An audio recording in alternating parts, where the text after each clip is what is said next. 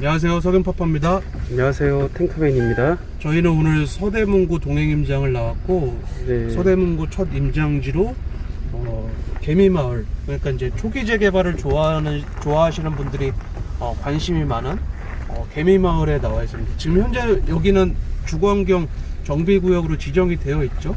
네. 지정이 되어 있고 일종 주거지역인데, 서울에 이렇게 마을이 이름이 붙여져 있는 곳들을 보면은 정릉골이나 네.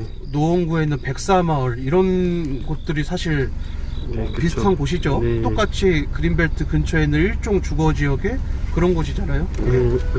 근데 이런 곳들도 재개발이 될 것인가, 뭐 그런 게 사실 투자자들의 관심사인데, 재개발이 과연 될 것인가, 그럼 우리 도시계획을 좀 살펴봐야 되는데, 의미 있는 문구가 좀 있습니다. 이 개미마을에 대해서. 네. 뭐라고 나와 있냐면, 공영개발을 추진하겠다. 네. 그러니까 하지 않고, 보통 개발을 안 하는 곳들은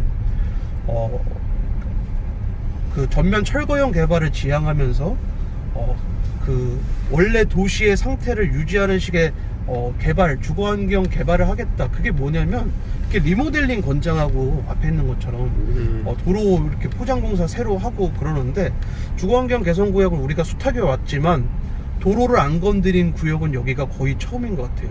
여기 지금 도로를 안 건드렸죠. 서울시에서 예산을 투입을 안 해놨어요. 그러니까 도시재생지역이나 주거환경 개선구역들을 가보면 기본적으로 아스팔트를 새로 깔아주고 가로등을 막 설치하고 CCTV를 막 설치하잖아요. 개발을 안 할 거기 때문에. 근데 여기는 그런 움직임이 없다. 그 말은 그러면서 또 공영개발을 추진을 하겠다는 그런 문구도 있다. 근데 그런 문구가 어디 있었냐? 백사마을에 그런 문구가 있었죠. 네. 정릉골에도 그런 문구가 있어요. 일단은 그 도로 정비를 한다는 거의 의미는요, 원래 재개발 구역을 왜 재개발을 하냐 하면은, 물론 주택 공급이 그런 차원도 있지만은, 원래 살고 있는 원주민들이 만약에 화재 사고나 그런 위험이 발생될 경우 소방차 같은 거라도 이렇게 와야 되잖아요. 그런데 그렇죠. 네. 소방차가 못 오는 이런 곳들이 많아요. 이런 데 같은 것만 하더라도 소방차가 못 들어올 것 같죠, 이 도로의 상태대로 보면. 근데 그런 명분으로 재개발을 하는 건데, 그런데 그 도로 정비를 한다 하면은 사실상 이거는 재개발을 안 해줄 가능성이 높다라고 해석을 해봐야 되는데, 이런 것들을 보면은 몇 군데 이렇게 뭐 리모델링된 그런 주택들이 있지만 대체적으로 노후도는 굉장히 많이 충족된 상태입니다. 이 근처에 북한산도 있지만 사실 인왕산 바로 인근에 있는 마을이어서, 네. 백사마을처럼 진짜 산자락에 있는 그런 마을이죠. 예, 그쵸. 여기를 좀 참고하시면 좋은 게, 홍원 13구역이라는 또 재개발 구역이 있습니다. 네. 그리고 그 맞은편에 있고요. 그리고 그 홍원 13구역 주변으로 해서 두산 위브 그 아파트도 있는데, 거기도 일종의 그 정비구역에서 이렇게 진행된 그런 사업지였고요. 두 개의 아파트와 그리고 재개발 구역이 그 포인트가 된다면은, 그 주변에 있는 저층주거지랑 포방터 시장 이쪽도 그 생활권 계획에 보면은 자세히 한번 좀 보시면은 어떤 포인트가 있는지 좀 확인이 되실 건데, 그렇다면은 서대문구 같은 경우는 이런 그 산골짜기 지역도 재개발 가능성을 언제든지 열려 있다라고 보시면 되겠습니다. 네, 여기는 근데 민간 재개발은 어려울 거예요. 민간 재개발 자체는 좀 힘들고, 만약에 민간으로 한다면 이미 성북구 정릉에 그런 사례가 있죠. 일종 주거지역을 성북구에서 2종으로 종상향을 해주고 재개발 한번 해봐라 라는 사례가 있는데, 그거 2종으로 종상향을 해도 그걸로도 사업성이 부족해서 결국은 못한 그런 곳이었는데, 여기는 좀 다를 수 있다. 그래서 지금 한 바퀴 돌아봤는데 확실히 그 남는 공터도 많고 실조합원의 수도 그렇게 많지 않을 걸로 예상이 되고, 그래서 이제 만약에 한다면 가장 가능성이 있는 건 공공재개발 정도가 가장 가능성이 있지 않을까. 공공재개발을 해서 빠르게 사업을 한다. 근데 우리가 이제 백사마을의 사례를 봤을 때 이미 알죠. 백사마을이 비록 일반 순수한 민간 재개발의 성격을 띠고 있진 않지만, 민간 재개발이라면 민간 재개발이지만 어쨌든 굉장히 빠르게 피가 붙는다. 그런 걸 이제 알 수 있죠. 그리고 실제로 이 근처에 홍원 13구역이 있는데 걔도 엄청 빠르게 잘 됐어요. 근데 마찬가지로 땅의 용도가 좋지 않았거든요. 네. 특히나 이 서대문구 지역이 공공재개발 지역들이 많아요, 보면은. 네, 그렇죠. 공공주도 사업지도 네. 있고 상당히 많습니다. 네. 네. 공공주도 사업지 중 한 곳은 저희가 그 작년 한 12월쯤에 강의를 이렇게 했던 구역인데 결국에는 되더라고요.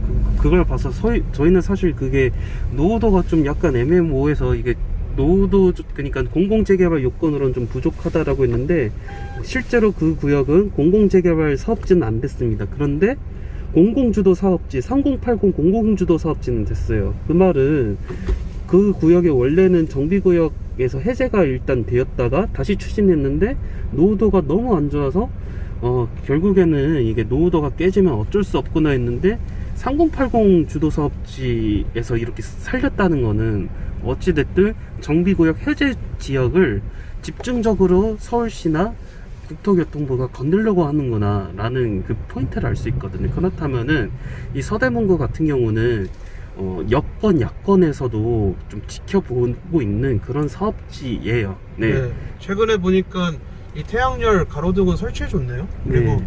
주거환경 개선지역답게 곳곳에 리모델링을 살짝 한 곳들이 있어요. 네. 이 앞에 집도 지붕을 지금 개선했죠. 근데 네. 저 앞에도 지붕을 기와 형식으로 개선했는데 다 비슷한 형태로 개선을 한 거예요. 한 개 업체에서 아마 네. 했을 거예요. 이거 예산받고 아마 네. 바꾸지 않았을까 싶어요. 네, 그럼에도 그렇습니다. 불구하고 여기는 공용개발을 하겠다. 네. 공공재개발을 노리고 있는 곳이다. 네. 개미마을 추진위원회가 지금 왼쪽에 있는데 네. 어쨌든 그래요. 지금 뭐 작년 기준으로 갭 4천으로 매수가 가능한 곳이었는데 서대문구에서 갭 4천으로 재개발 맵을 하나 산 거랑 똑같죠. 네. 근데 이게 놀라운 게 아닌 게 백사마을도 사실 1억으로 입주권을 살 수 있었던 시절이 2년 전이었어요. 네. 걔가 건축 시비가 통과되자마자 그냥 피가 4억이 붙었는데 네. 예, 그런 우리가 전례를 잘 기억을 해야 됩니다. 근데 심지어 여기는 종로구 일자리와 가까운 서대문구예요. 네, 예, 그렇습니다. 개발이 잘 되고 있는. 그럼 이제 은평구와 서대문구 둘 간 비교했을 때 입지는 서대문구가 좋지만 사실 은평구가 더 개발은 잘 되고 있다는 느낌이 드는 게 역시 그 교통호재, 그러니까 GTX라는 그 대형 교통호재와 신분당선이라는 교통호재는 그 어떤 것도 이길 수가 없다라는 걸 다시 한번 느끼고 갑니다. 네, 그렇습니다. 자, 요 근처에 그 홍제 유연원이 있죠. 네. 인왕시장 뭐 그런 곳이 있는데 네. 거기도 사실 개발이 잘 상가 재건축, 인왕시장 상가 재건축을 노리고 있는 그런 곳입니다. 연신내 역세권, 은평구인 연신내 역세권도 시장 재건축을 지금 시작하는 곳이 있는데 그래서 전통시장을 계속 건들려고 한다. 그 이유가 뭐죠? 명확해요. 연신내 역세권 주변도 아파트가 많아졌죠. 네. 이 홍지역 주변도 아파트가 많아졌죠. 네. 즉 저층 주거민들이 이용하던 전통시장이 이제는 아파트 주거민들이 이용하는 마트 상권으로 바뀌어야 되기 때문에 네, 그렇습니다. 새롭게 세팅하려고 재건축을 부랴부랴 추진을 하고 있는 거예요. 시장 재건축 사업은 이제 시작 단계인 것 같아요. 네. 제대로 뭐 이전까지는 그 미리 선배수를 해서 좀 물리신 분들이 좀 많을 테지만 최근 이렇게 뭐 구체적인 안건들을 보면은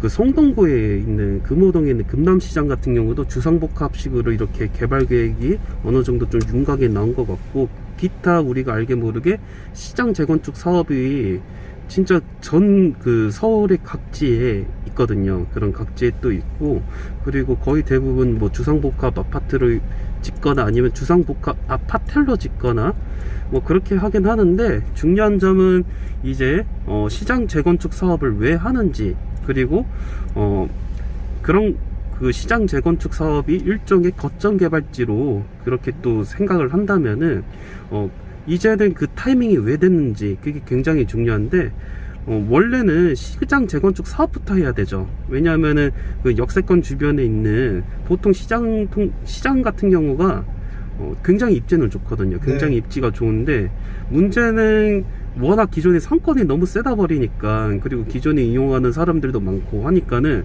이거를 쉽게 건들 수가 없어요.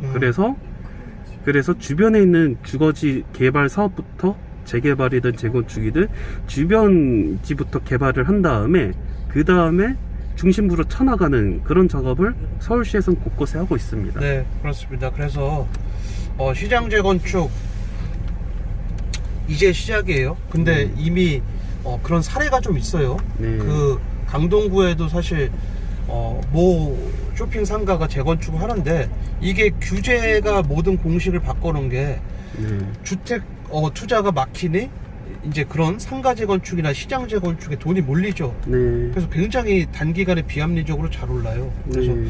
주택수에 잡히지도 않고 그리고 대출도 따로 나오는 그런 매물들이 틈새 투자 전략들이 좀 있다. 근데 네. 거점 개발지에 홍제역도 그렇고 연신내역도 그렇고 네. 서대문구의 거점 개발지, 은평구의 거점 개발지, 그 네. 거점 개발지는 반드시 서울에서 인허가를 잘 해준다. 자, 여기까지 하는 걸로 하겠습니다. 감사합니다. 네. 감사합니다.